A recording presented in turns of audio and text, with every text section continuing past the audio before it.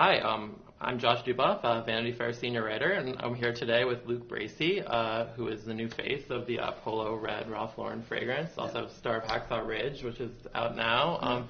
Thanks for being here today in New York with us live on Facebook. Can you first, what does it mean for you to be part of the Ralph Lauren brand and campaign, and what does it mean to you to kind of be the face of this fragrance? Hi everyone. Good to be with you. Thanks for having me.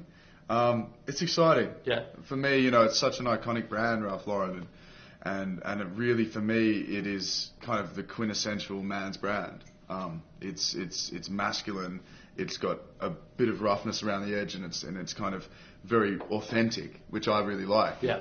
But it still has that beautiful refinement and beautiful quality, and to be kind of working with them on Red, for me, it's really exciting. Actually, I haven't done anything like this, and this brand and this fragrance really kind of speaks to me. It's a strong masculine kind of thing, but it's got a bit of sweetness to it as well, and a little bit of kick. So yeah, it's very exciting to be working with such an iconic brand and such a beautiful smell. I saw there was coffee in it as well, which Yeah. I was excited about. Yeah, I was exactly. I'm into this. I don't know. Somehow that seemed appealing to me. No, it gets you up and going. Yes, exactly. It's The energizing. it really does have that kick to Yeah. it, and it's full of adrenaline. It's a great little fragrance. Have you always been a fragrance guy? I feel like some people are constantly wearing, I don't know. Yeah, I have. It's actually probably one of the only real grooming things I have, Yeah, and I already yeah. have done. I've always been pretty simple in my kind of daily routine. It's kind of been get up, have a shower, and get on with the Put a day, little- and put a yeah. little cologne and get on with the day. And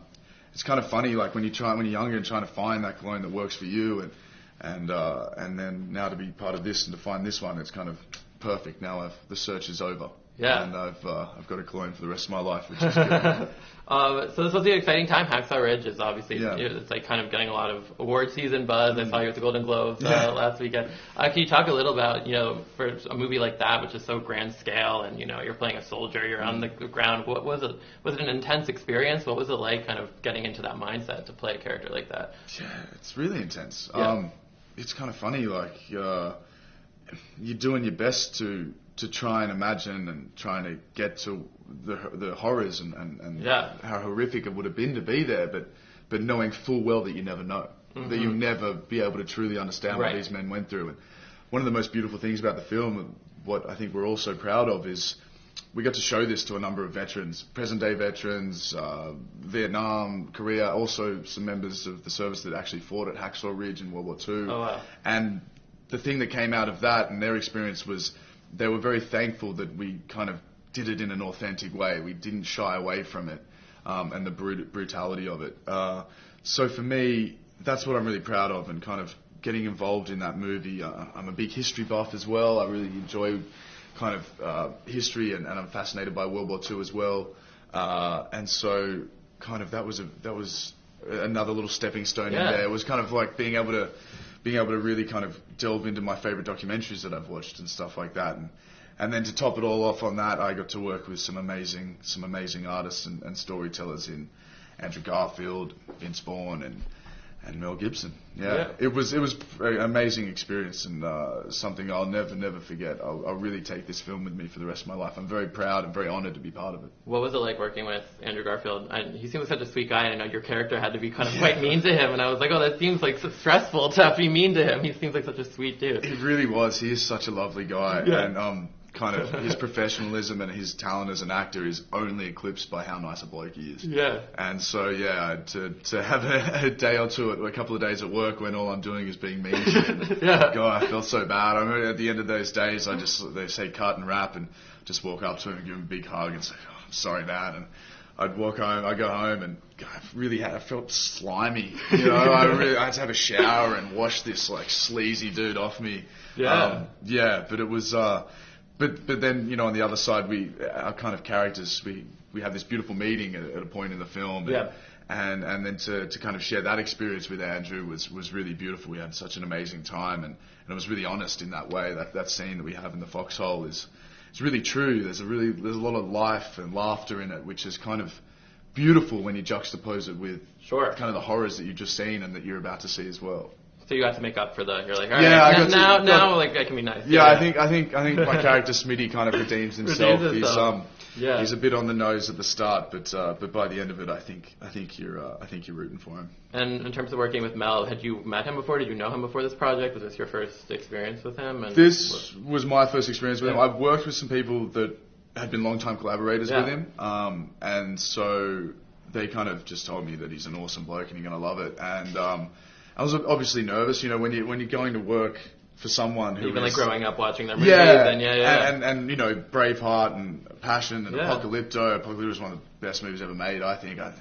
And so I was a bit nervous, when you work with the world's best in anything, you're going to be a little nervous. And but the moment you meet him and sit down with him, he's such a warm, lovely, funny man, and he just loves making movies and telling stories. And when someone does that, it comes through and they really put you at ease. And the collaboration that he wants from you is something that gives you so much confidence. You're kind of wondering, well, what am I going to show that Mel Gibson will like? But he really, really wants you to do whatever you want to do, and then he'll take that on, and he's so collaborative.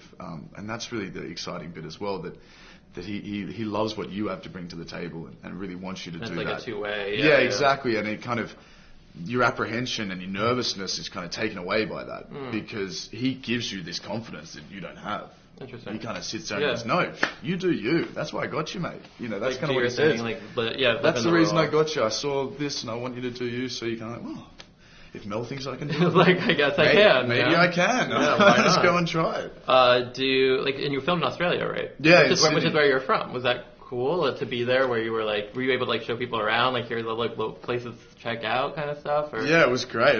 We filmed it basically all in Sydney, and I grew up in Sydney, so there was a couple of guys from out of the country. We got to show around a bit of town and the nice parts of Sydney. It was a beautiful time of the year as well, and obviously my family being there every Sunday, I could go to my sister's house and have a barbecue with my family and my friends, and at the end of day's work, if it was a long hard day of work, I'd be able to call up some mates and go have a beer and a bite to eat at the end of a day, which is a luxury. Normally when I work, it's kind of, you get shipped off somewhere in the world that you haven't been, where you got no friends, and you're like, what do I do? You're kind of lonely. Yelping online. Yeah. Exactly. You kind of those first couple of nights in the hotel are pretty lonely. The door shuts and it's very quiet. You're like, oh, well, what do I do now? But what's on cable, right?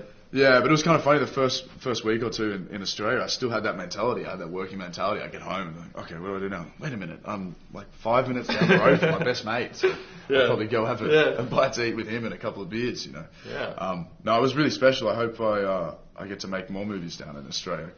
Really hard-working crews, and everyone involved is so beautiful and so hard-working, and really there's so much talent down there, not just acting-wise and directing-wise, but the whole cruise. We made such an amazing film. It's really a high-quality movie, and it was all made in Australia with all Australians. I'm always interested. There's so many. Obviously, there's been a lot of talk about this, but there's so many Australians in Hollywood who have made it. I feel like in the past decade or so, more. Do you have any theories of why? Is something about the acting pedigree, or the kind of? I don't know. I don't know. It's really there's so many factors. I think. Yeah. We're a small country, so you can be exposed. I never planned on being an actor. I never really wanted to be an actor, and so I just happened to go to school and play rugby with a bloke whose father was a TV producer and asked me to audition for a thing. So maybe we got a bit more opportunity to know someone that's in the business, but then who knows, And then there's another side. I think maybe, we got a real down to earth workman-like attitude in Australia, and also.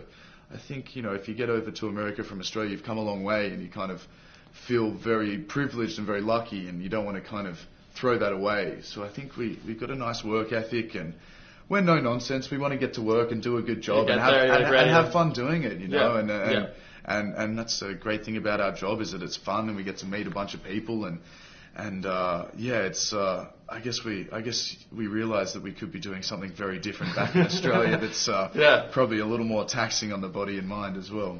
Do you what kind of projects do you have coming up that you're excited about, or other things you're going to be working on soon? Or? Yeah, well, I mean, for the moment, I'm working now with Ralph Lauren doing this, which is really exciting to be kind of a part of such a famous brand, such an iconic brand. Right. I guess that's kind of taking up my time now at the moment, which is really exciting, actually.